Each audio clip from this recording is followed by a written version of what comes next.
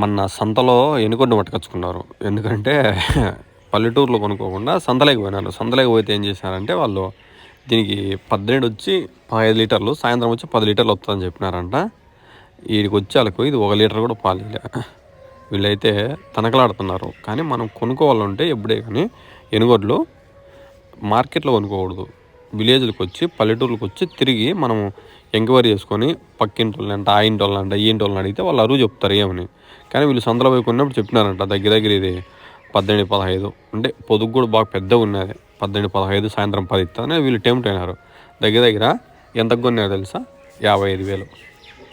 55,000కి మనమన్నా ఆలోచించాలి కదా, అంత తక్కువ రేటుగా అన్ని పాలు ఇచ్చేది ఎట్లా ఇస్తుందని ఆలోచించాలి కదా. కానీ వాళ్ళు ఆడ పిల్లలు పొదుగు చూసేలకు పొదుగు చూసి ఇల్లు 2-3 రోజులు పాలు అట్లే పెడతారా. పాలు పెట్టేళ్ళకి ఏమవుతుందంటే పొదుగు బాగా పెద్దగా కనపడుతుంది. అప్పుడు ఏమవుతుందంటే పాలు ఇస్తుంది కల్లా అనుకుంటాం మనం. అట్లా టెంప్ట్ అయి కొన్నారు. కానీ ఈరోజు అయితే వీళ్ళు ఎంత బాధపడుతున్నారో. దీన్ని ఇస్తారంట చూడండి 35,000కి అట్లా. 18 లీటరు, సాయంత్రం 1.5 లీటర్ ఇస్తానంట. కానీ ఎప్పుడే కానీ మార్కెట్లో కొంటే ఇట్లే మోసాలు ఉంటాయి. కానీ రైతుల దగ్గర పోయి కొంటే కానీ జెన్యున్గా ఉంటాయి. మనం కొనుక్కున్నా కానీ బాగుంటుంది రేటు. ఎప్పుడే కానీ మార్కెట్లో కొనకూడదు.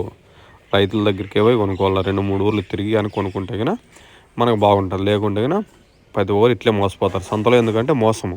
పాలు 2 రోజులు పెండితే ఏమవుతుంది అట్లా ఉంటుంది. కానీ ఇది కూడా పొదుగు, దీనికి ఊదు పొదుగు అంటే లావ్ అవుతుందంట. కానీ పాలు పెడితే 1 లీటర్ కంటే ఎక్కువదంట.